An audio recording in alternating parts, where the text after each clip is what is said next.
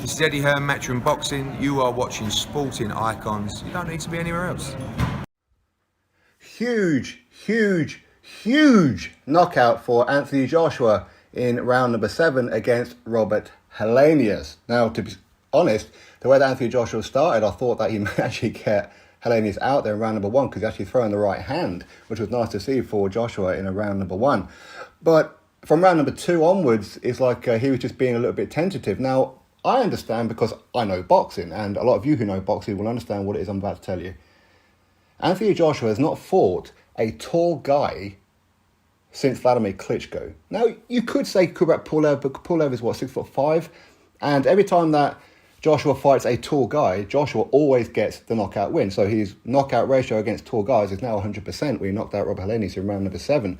But it's been a long time since he's done it. He's always fought shorter guys, like Usyk, like Andy Ruiz Jr. and so forth and so on. So he's always punching down. So it's taken him a while to get used to it. And plus, of course, he needs to get into the rhythm again of fighting a big guy. With fighting Deontay Wilder next, that's what he needs. He needed rounds. Of course, people wanted Anthony Joshua to go in there from the opening bell and just smash him up. He's not going to get anything from that. He really isn't. These rounds that he's just got now, these 7 rounds or 6.5 rounds, is a case of he needs those. He has to get used to fighting a guy because Wilder is taller than Joshua.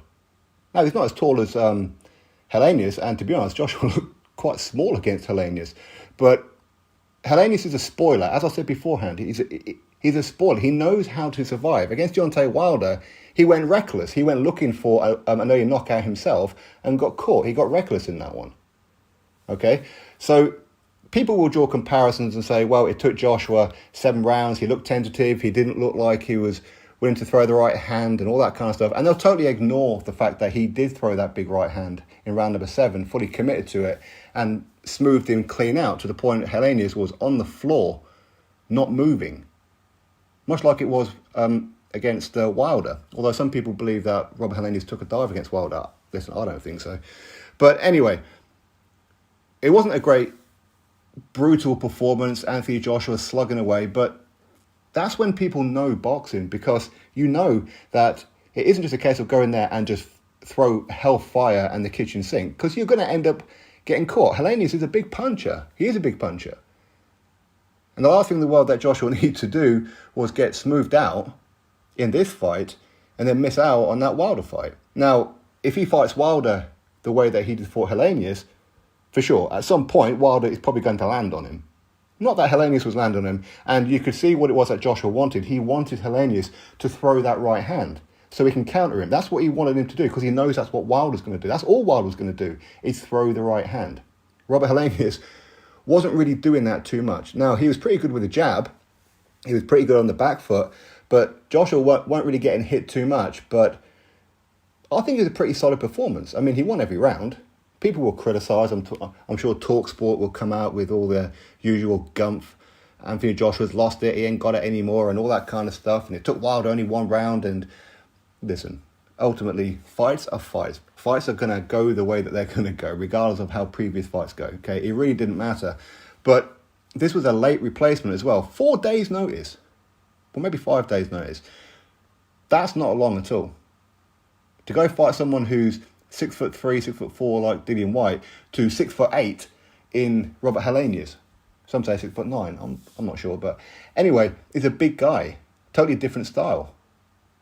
So I think all things considered, Anthony Joshua done well. He was ensuring of the win. He was racking up the rounds, and he was getting used to fighting a tall guy in front of him rather than the short guy in front of him. I think very good performance. Excellent knockout. Brutal knockout. And at the end of round number 6, he was saying how I can't land the right hand. I can't throw it. Because Robert Helenius, the reason being is because Robert Helenius is always turning. It's hard to throw the right hand. At times, Joshua, I think, could have gone for it. For sure, he could have gone for it. But there again, if you go for things, you end up walking onto something sometimes, much like Helenius did with Deontay Wilder. That's the nature of the beast. So anyway, congratulations to Anthony Joshua. Onwards and upwards. Deontay Wilder next. Some people say that's a bad move. For me, I say good move right now. Very good move. You remember Tyson Fury? He fought Otto Wallin beforehand and Tom Schwartz. Drop your thoughts below. Click thumbs up, subscribe. Catch you next video.